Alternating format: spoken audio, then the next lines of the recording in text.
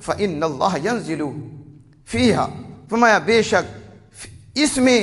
اللہ عز و جل اپنی شان کے مطابق نزول اجلال فرماتا ہے،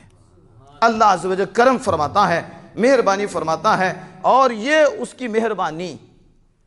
آسمان دنیا تک وہ نزول اجلال فرماتا ہے، اور پھر اس کا یہ کرم اور یہ اس کی خاص رحمت صرف رات کے کسی خاص حصے میں نازل نہیں ہوتی، فرمایا جو ہی غروب شمس ہوتا ہے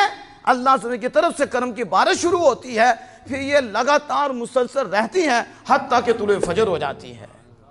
یعنی فجر کے طلوع ہونے تک۔ لیلۃ القدر میں تو یہ بات نہیں ہے کہ ساری رات میں ہی یہ ہو، لیکن یہ شعبان المعظم کی 15ویں رات میں نبی اکرم صلی اللہ علیہ وسلم فرماتے ہیں جو ہی غروب آفتاب ہوتا ہے رحمتوں کا سلسلہ شروع ہو جاتا ہے،